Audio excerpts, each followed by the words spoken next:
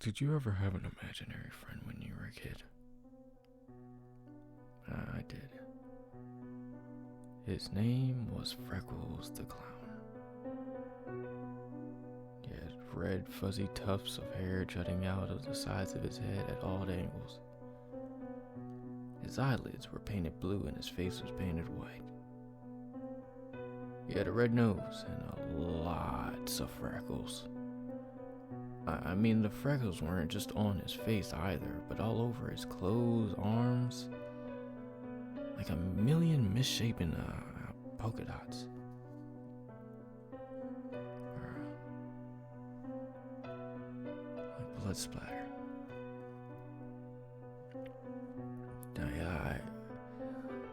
When I walked home from school, Freckles would tag along. I didn't have many friends. Only one or two.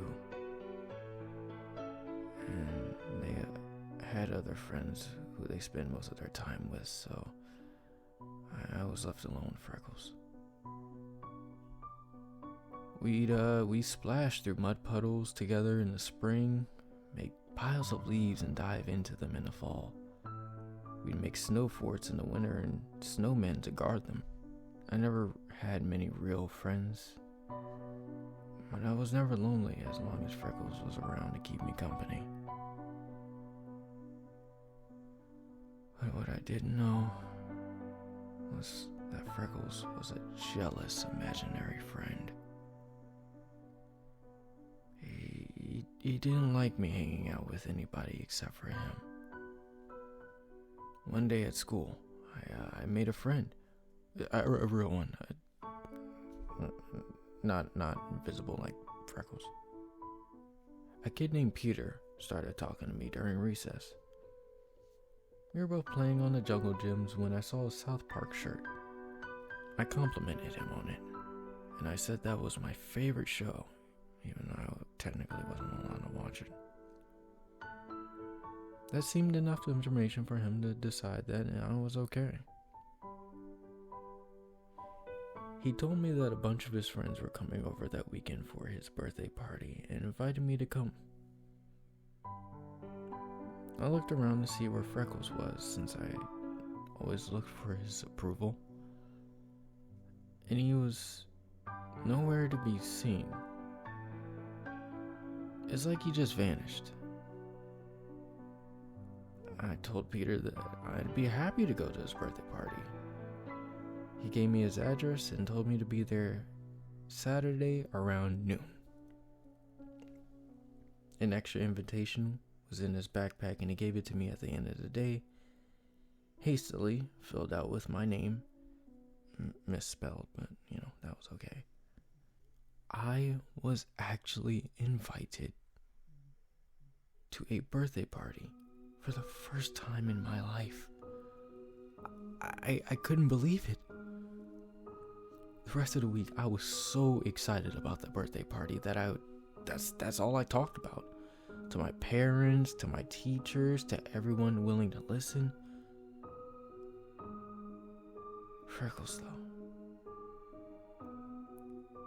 Freckles seemed like he was mad at me. He didn't want to talk to me about the birthday party. He didn't even want to hear about it.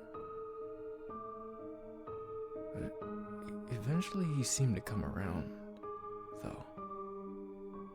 By Friday night, he was excited as I was. Not for the same reasons.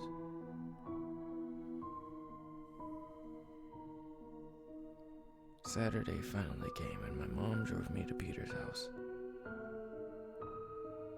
She dropped me off and gave me a kiss on the cheek, telling me to be good, before driving away. I went inside and found a bunch of kids from my class who were already there, playing pin the tail on a donkey, and was wearing pointed cardboard hats covered in polka dots. Hey, look who's here, Peter said when I got inside. He introduced me to his other friends who pretended to meet me for the first time. It was a little weird because I seen them all in school for years, but they acted like I was some new kid in the neighborhood or something. Yeah, it didn't bother me though. I was just excited to be included for once. Did you bring a jacket? Peter asked. We're gonna go out in the forest and play some paintball with slingshots. It turned out his mom had bought a jumbo container of paintballs and a dozen of slingshots for his birthday party, since that's what he wanted to do more than anything on his special day. What a great mom. I had indeed brought a jacket with me. I put it on after we eaten lunch. I was stuffed from kid-friendly spread consisting of pizza, Pepsi, and ice cream cake. The 10 of us went outside and made our way to the nearby forest. It's funny. These days, stuff like this probably would never fly. Giving kids slingshots and projectiles and sending them out onto the forest to have fun. I mean, that's how it was back then. Nobody ever thought anything of it.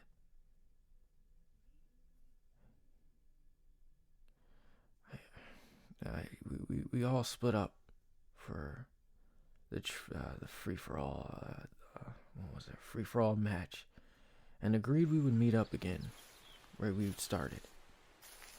At the entrance of the forest, once the hour had passed, the ground was muddy. Fallen leaves covered the forest floor as I walked around myself, no longer feeling so lonely. Everyone had scattered throughout the forest. Strangely, I didn't see anyone for a while. Even Freckles had disappeared on me. I wonder if he was mad that I was making new friends. He seemed excited about the party the day before. It just didn't make any sense. A whole hour went by, and no one shot a single paintball. As far as I could tell. There was no joyous yells or playful insults ringing through the trees. It was just dead silent. Yeah, in fact, as if the birds had become mute or fled the woods entirely. Silence permeated everything. The sound of my boots crunching through the leaves was all I could hear. A full hour had passed, so I went uneasily back into the forest entrance, unsure of what I would find there. Part of me thought that maybe everyone had ditched me and run for the hills, realizing how much of a loser I actually was. Nobody was at the forest entrance. Nobody.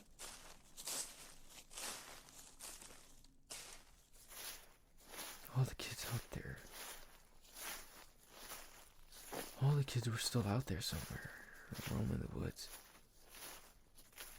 My unease growing more and more with each step.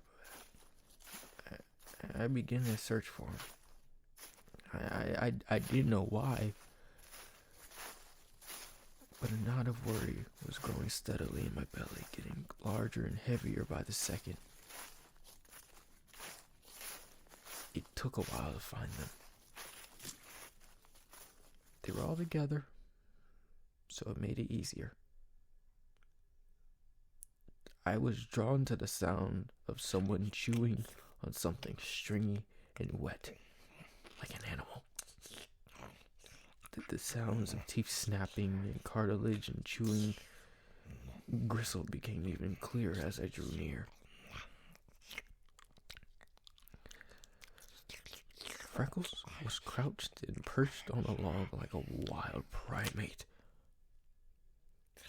He was covered in blood, stripping the flesh from a piece of bone and licking his lips when he saw me. An overjoyed giggle poured out of him. Around him were the corpses of my new friends. Bloody, ragged, ripped flesh hung from their bones in places where he had taken big bites. Their clothes were ripped and torn from their struggle to escape him.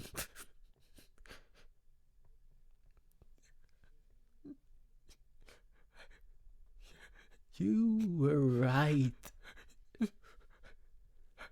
Birthday parties are fun.